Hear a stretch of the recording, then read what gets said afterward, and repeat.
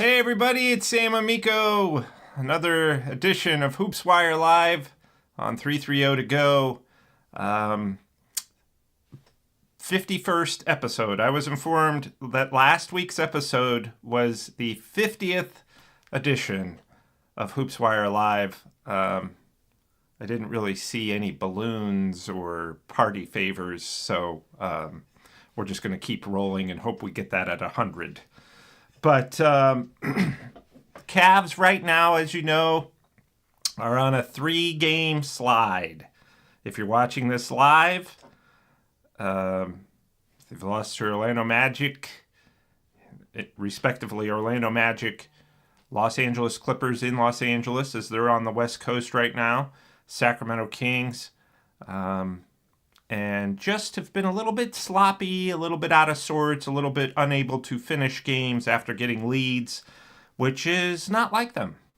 Now, is there a huge reason for concern? I keep downplaying it. I think if you're watching this live, they play in Phoenix tonight. I think that's a very losable game. So this losing streak could continue.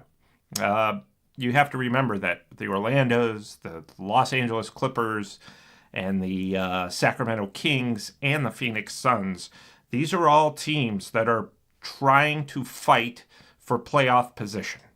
The Cavs right now are looking at it like, let's stay healthy, let's get to the playoffs. We don't want to back into the playoffs by any stretch, which I doubt they will do, but they're not looking at it like these are must-wins. It's never a must-win situation in March when you have a 6-game lead for the number one record in the Eastern Conference, and that's where the Cavs are right now. They've got 13 games to go.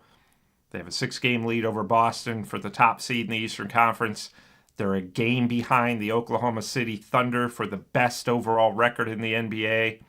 Cavs had the best overall record until this losing streak. The Cavs are 56-13. The Thunder are 57-12. I look at it like if you have a winning streak of 15 games to start the season, you have another winning streak of 12 games later in the season, and then you have another winning streak of 16 games, and you're 56-13, the best record in franchise history, and you still don't have the number one overall seed in the NBA playoffs going into the playoffs, that's just dumb luck. Somebody else has been great too in the other conference. So I don't think that the Cavs are looking at it like we have to get that number one seed. I posted this on my Amico Hoops Facebook page last night. If you remember the off season, everybody was saying, Cavs aren't making any moves. All they're going to do is hire a coach. They're going to finish 5th or 6th in the Eastern Conference. Look at the Philadelphia 76ers went out and got Paul George. New York Knicks went out and got Karl Anthony Towns. What'd the Cavs do? Nothing. They just hired a coach. So that was a complaint during the offseason. That was the fear. Now all the fear is, we may not finish with the best record in the league. We still can, but we might not. I just think that there's no pleasing Cavaliers Nation. Are we listening to ourselves? There's plenty of reasons to be very excited about this team. This is the second time this season they've lost 3 straight games. The last time they lost 3 straight, they went on a 16-game winning streak, which was the best in franchise history, which broke an earlier franchise record of 15 straight that they started the year with. So the Cavs are so concerned about March and playing well in March that they're resting Evan Mobley. They're resting their all-star power forward, which happened in the loss against Orlando, which, was a game that the Cavs probably should have won, but were just sloppy, out of sorts, didn't finish that game. I actually, if you want a little insight, I actually started writing my story saying that the Cavs had won 17 straight against Orlando. I was writing my story, and then with 20 seconds left, it became evident that the Cavs weren't going to win their 17th straight, and I wanted to hit publish right at the buzzer. So with 20 seconds left of game time, I rewrote that entire story that the Cavs winning streak had been snapped, and sure enough at the buzzer I hit publish, and it seems like you guys, or at least those of you who read hoopswire.com, which would be my mother and a couple of friends, and I don't really even guarantee them. But I hit publish. As soon as I hit publish right after the game, it seems like our readership is up. So that's why I try to do that. And sometimes I think I jinx the Cavs. I did write, on the bright side, I wrote against the game against Portland at home, I wrote that the Cavs had lost. And then they came back and won that game in overtime, and I had to rewrite it all again. So it's not always a jinx, but it's just kind of the way I operate. So they've lost, look, the Sacramento Kings, which is funny. I looked at their social media accounts after they beat the Cavs, and they acted like they just won the championship. We just beat the team with the best record. The Cavs are the best team in the NBA, or one of the top 2 or 3 teams in the NBA, and the Kings beat them. I mean, it was like they came back from a 3-1 deficit in the finals and won. Whereas the Cavs are like, yeah, by the way, we rested Darius Garland, our all-star point guard, for that game. Now, granted, the Kings were without Sabonis and Levine. And you know how much that win meant to the Sacramento Kings? They followed it up with a home loss to the lowly Chicago Bulls. And they had Zach LaVine. And the philosophy, I can't remember, one of the players, maybe it was Malik Monk from the Kings, said, yeah, we probably left it all on the floor against the Cavs. We had nothing left tonight. That's what teams are doing. So obviously on the Full Court Cleveland show that I do with Booby Gibson and Rafa Hernandez-Brito, the Cavs Spanish play-by-play man, and Booby Gibson, former Cavs guard, right? We discussed this on Full Court Cleveland. The Cavs in 2008-09, Booby Gibson was on that team. They went 66-16. That's the best record in franchise history. This team, in order to tie that record, will have to win, and I know this only because I really worked out the math beforehand, because I couldn't do math on the fly. But they'll have to win 10 of their next 13 to tie that record, 11 of their next 13 to obviously go 67-15. Excuse me, I don't think that's something they're aiming for. I think it's get to the playoffs healthy, start winning some games again, and we don't want to back into the postseason. So here at the 330 to Go studio today, I got a different mug. This is the third mug that I've been handed, and it says nothing. Some of you will say that's in alignment with the rest of the show. But I don't think that the Cavs are worried about, they're not worried about the best record in the NBA. They'd love it, but there's no guarantee Oklahoma City's getting out of the West. I mean, if you're shooting for the best record in the NBA, you're doing it with the idea that, yeah, the Thunder are coming out of the West, and we're coming out of the East, and that's really good. You've got a long way to go before then. First of all, they only trail the Thunder by a game for the best record in the entire NBA. Can I make a bold prediction here? The Oklahoma City Thunder aren't going to go undefeated the rest of the way. This is going to probably change a few more times, right? Cavs going to lose some more games. The Thunder are going to lose some more games. You cannot be mad at a team that won 15 in a row, 12 in a row, 16 in a row. They're allowed to have a couple of losses, okay? That's just the way it goes in the NBA. Would you like to see them play better? Yes. Than they have the last 3 games? Yes. Would you like to see them finish some of these games? Yeah. Are they do they have one eye on the playoffs already? Without question. Evan Mobley said that the other night after the game. He's like, some of us are probably looking forward to the playoffs, and we can't do that because we're getting complacent. But he said, it's just human nature. We know, we're going to be judged on what we do in the postseason. We've proven everything we need to prove in the regular season. Well, they've got to finish strong and obviously secure that number 1 seed in the East. Oklahoma City last night secured the number 1 seed in the West. Which again means nothing because you really have to win a road game, at least probably 2, maybe 3 in the playoffs, even if you have the number 1 seed to get to the finals. If the Cavs, for instance, play the Celtics, say, in the Eastern Conference Finals, I don't think there's any guarantee that Boston's getting to these finals either, by the way. Cavs might not, but I don't think there's any guarantee. But if they should, Cavs versus Celtics, Cavs have home court advantage. They better be ready to win one in Boston. The defending champs know how to win on the road, so they probably will steal one in Cleveland. Not guaranteed, but potentially. So, the seeding is what it is. You theoretically, you want the number 1 seed because then you're playing the easiest, the number 8 team to open the playoffs. Beyond that, though, it's not really. You do want home court advantage. If you have a Game 7, you prefer that it's at home. That said, the biggest Game 7 in Cleveland Cavaliers history in 2016, the Cavs won the championship. Game 7 wasn't at home, was it? Went on the road and won. When you get to Game 7, you can just throw everything out.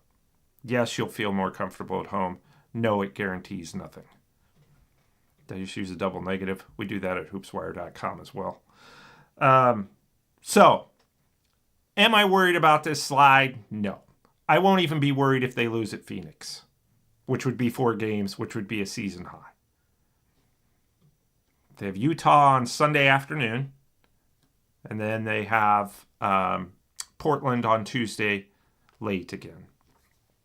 So, by the way, for those of you who do follow along at HoopsWire, I am posting stories right after the game on these West Coast games, and I end up getting to sleep at like 3:30 in the morning. People are like, "Well, why don't you just go to bed when you're done writing your story?" And I'm like, after these West Coast games, I have to be at my most alert and creative at 1 a.m.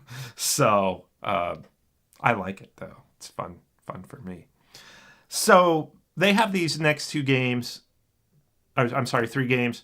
Utah, Portland, I think that they need to win those. Portland's playing really well, and they still have a shot at the play-in.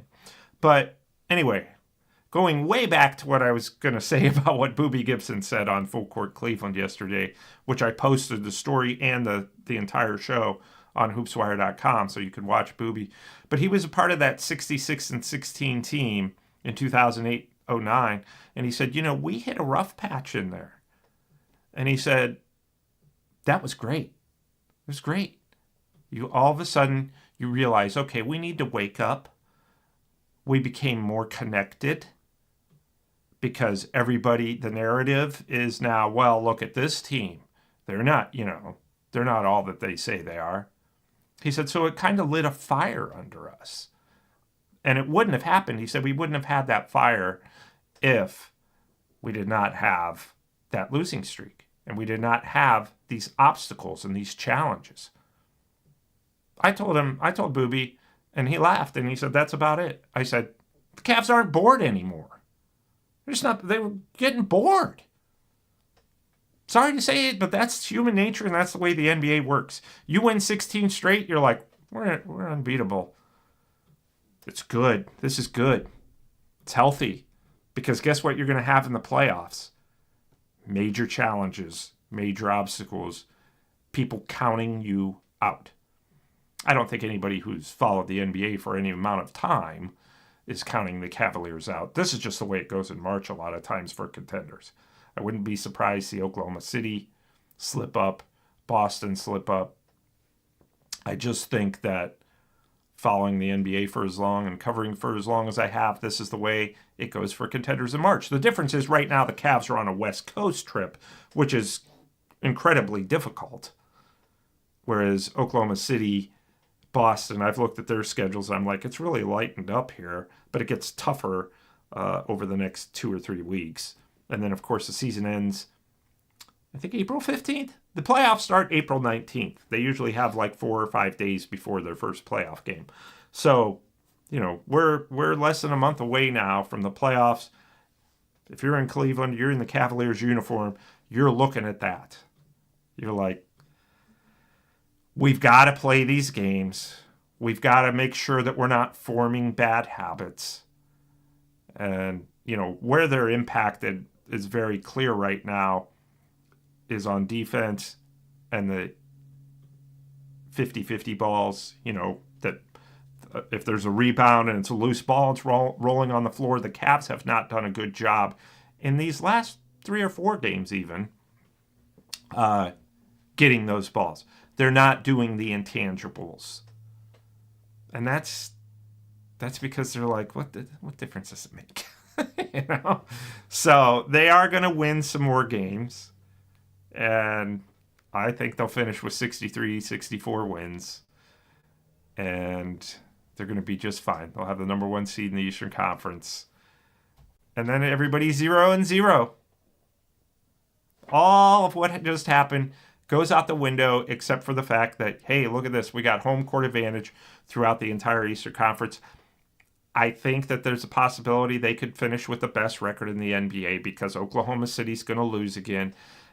If Oklahoma City loses their next game and the Cavs win their next game, they're tied right down the middle with the number 1 overall seed. And I can tell you this, I don't know how they would determine, and I'll figure this out if it should ever happen, how they would determine who has the number 1 overall seed if both Oklahoma City and the Cavs finish with 64 wins.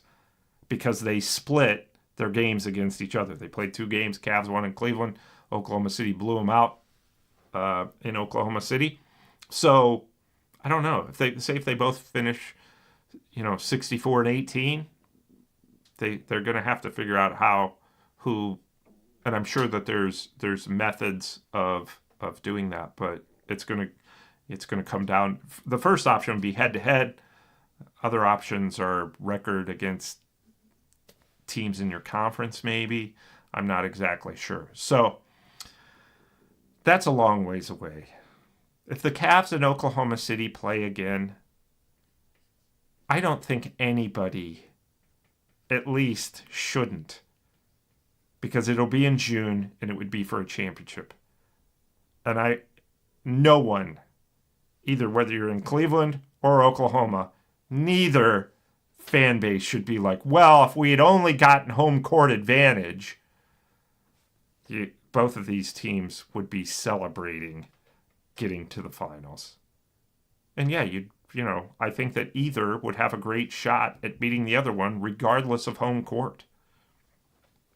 If the Cavs had home court advantage, I wouldn't be like, they're the favorites because Oklahoma City can't win in Cleveland. And vice versa. If Oklahoma City has home court advantage, I'd be like, well, the Cavs can't win there. It's not like it's some house of horrors, Oklahoma City. It's just, they're just used to playing in that gym. So I don't think that number 1 overall seed's a big deal, especially if you're the Cavs. You can't look at it like, well, we're getting to the finals and the Thunder are guaranteed to get there too. It's if that all comes together and we do play in the finals, well, who would have thought that the Thunder had home court? Or who would have thought that the Thunder got here too? So I'm rambling on about that, but the bottom line is this skid, and I would encourage you to watch Full Court Cleveland as well. Like I said, it's on hoopswire.com because I thought Booby Gibson gave a lot of insight into this as a guy who played in the finals in 2007 as a rookie and on that 66-16 team. And there were a lot of speed bumps along the way, way more than this team has experienced. The 66-16 team, probably not way more, but at least in line with what this team has experienced. I think they had a 4-game losing streak in there as well. So, and these Cavs have not yet. The Phoenix game is scary. What are the Cavs going to do? As far as I know, everybody's playing. But again, even the front office and the coaching staff is looking like this as we want to get these games. We don't want to be sloppy with the basketball and make turnovers, which is what cost them in Sacramento. It cost them greatly against the Clippers. It really cost them against the Magic. I think the Magic was, we just beat Memphis last Friday. The Cavs went into Memphis and pounded the Grizzlies. the number 2 seed in the Western Conference at the time. I thought that was a schedule loss. The Cavs would lose that game. They went into Memphis and pounded them. And I think that they came back home from that, and they were like, Evan, you're going to sit out. We're playing the Magic. The Cavs beat Orlando in Orlando a couple weeks ago by 40 points. It's time for us to start resting guys, giving them breaks. The mental dog days of March are here, and it's time for us to start resting guys, getting ready for the playoffs while we hold on to the number 1 seed in the Eastern Conference. Not the NBA, the Eastern Conference. Cavs have enough of a cushion. Their magic number is what? 6? 5? I don't know. It's right in there. So in other words, if all they need to do is win 5 more games or the Celtics lose 5 more, that number will go down as the season goes along. You know, with these next 13 games, by next week, the magic number could be 2. So, you know, Cavs about wrapped it up. They would, to me, they would have to lose out, and the Celtics would have to go like 11-2. I mean, or the Cavs go 2-11 or something. I'm not worried for the Cavs with the number 1 seed in the Eastern Conference. I'm just not. Am I worried at all? No. Am I worried if they lose the Phoenix Suns and it's their 4th straight loss for the first time this season? No. Not. Utah Jazz, then you'll hear Amico be like, all right, pull it together. This is his team that wants to lose for a better draft pick. You go into Utah and lose that game, especially if you've lost 4 straight. Can't do that. Will I be worried then? No, but I'll be much more, all right, you need to pull it together. You need to get it together now, because then you'd have 11 games. Now, keep in mind the Cavs, when they come back from this West Coast trip, they're going to have a couple against the Knicks. They got a couple against the Pacers. Those teams, again, are fighting for playoff positioning. At one point here very soon, the Knicks can resign themselves to, okay, we're the number 3 seed in the Eastern Conference. We're not moving up to catch Boston or Cleveland, and we're not falling back behind Milwaukee or Indiana. So when the Cavs play the Knicks, that very well could be a Knicks rest game. If the Cavs, could be a Cavs rest game depending on the situation where the Cavs are at. So we're looking at a lot of things right now, the standings, but it's the other teams that the Cavs, in other words, the Cavs don't really need to worry about their place in the standings, but these other teams, like we saw with Sacramento, we saw with the Magic, we saw with the Clippers, these teams are all fighting for playoff positioning. Daniel Gibson told me this yesterday after the show. He said, these are playoff games for Orlando, Sacramento, the Clippers, the Suns, who are really, they've been a mess all year. And that's why I try to remind Cavs fans of, it's like, go around and look at the other teams. 80% of them are huge disappointments, you know?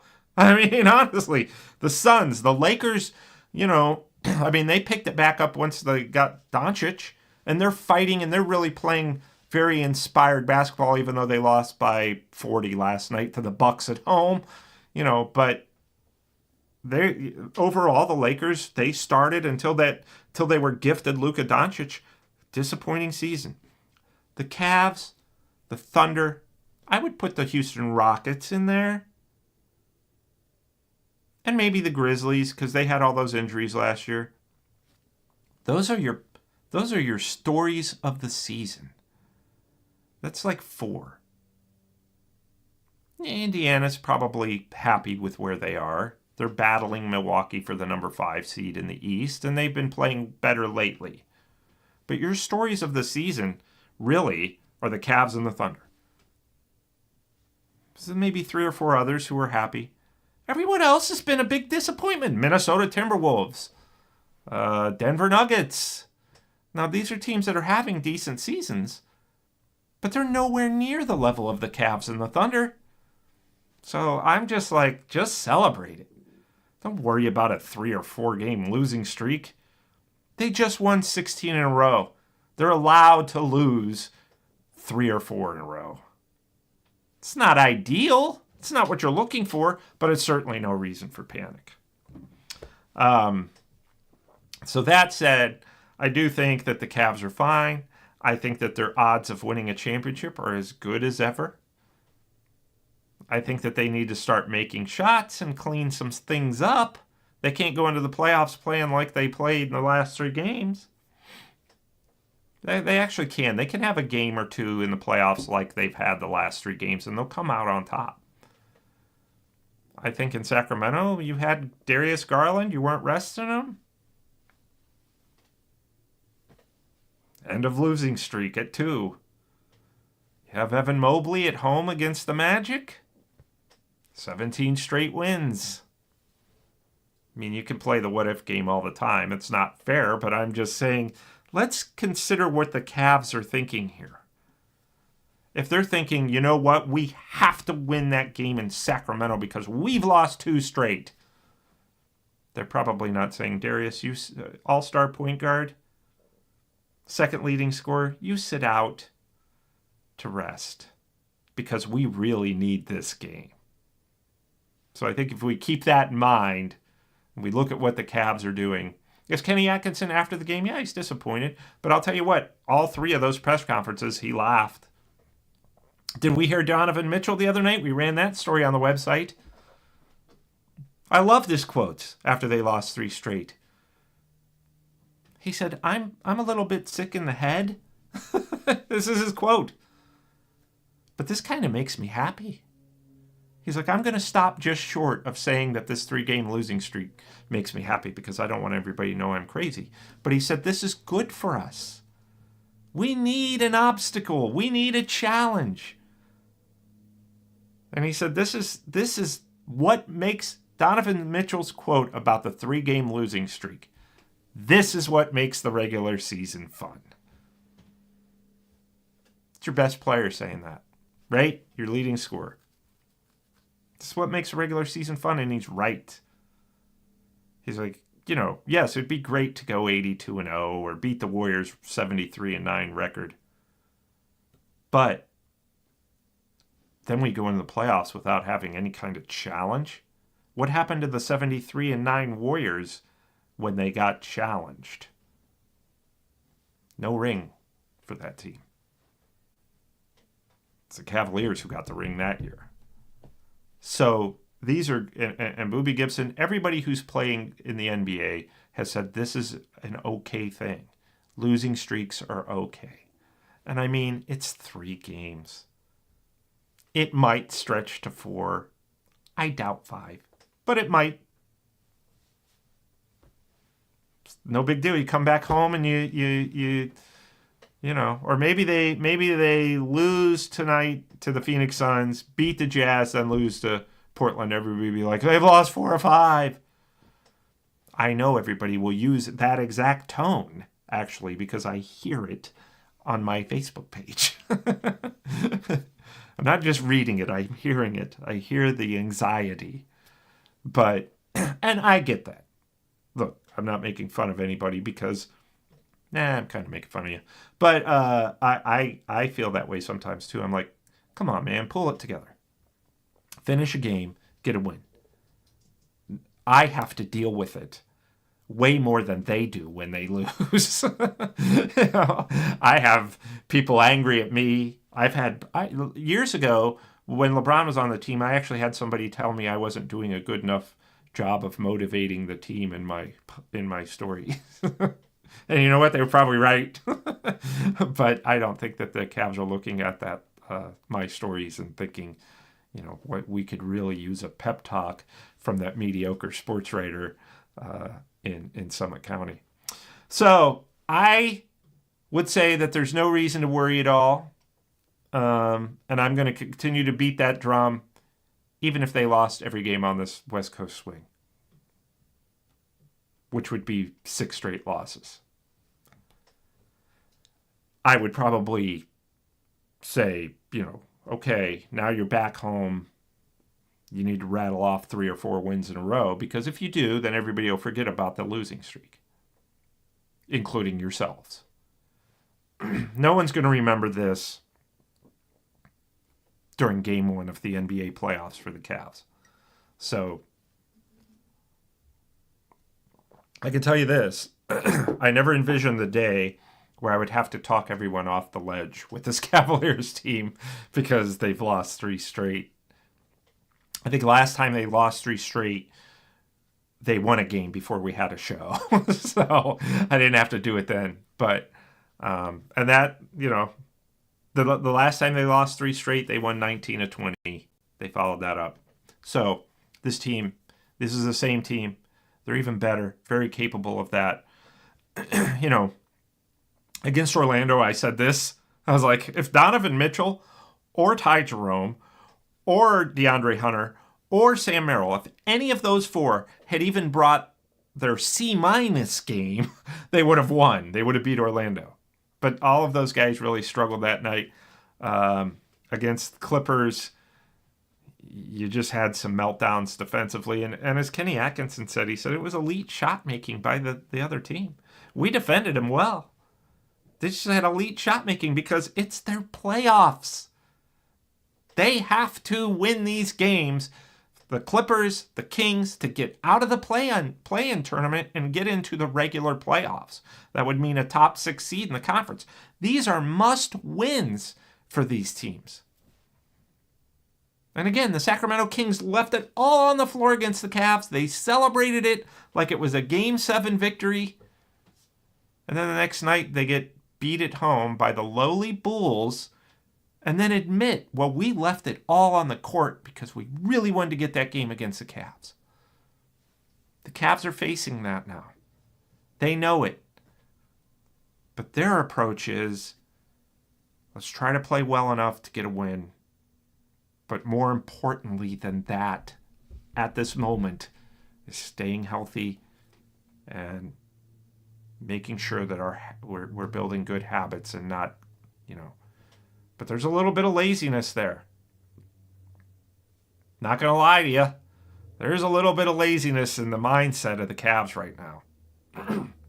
I don't think that's totally unhealthy because you want to get charged back up for the postseason.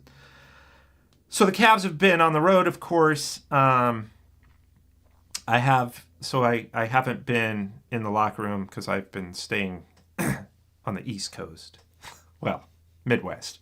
And I can tell you this, they're not really, I saw them after the Orlando game, and they were only disappointed because the Magic talked so much trash, like Paolo Banchero.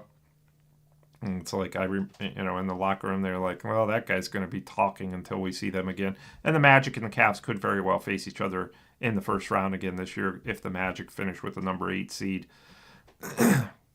That matchup last year concerned me. This year won't at all. So I think that there's the Cavs. Listen, they get to play the Clippers and the Kings at home within the next couple of weeks. And we'll see if the Cavs would need to worry about the Clippers and Kings. I think that these are the type of things that are good, losing to those teams and then seeing them again. It's like, now you got to come to our place. So, Cavs are just fine. They're going to be just fine.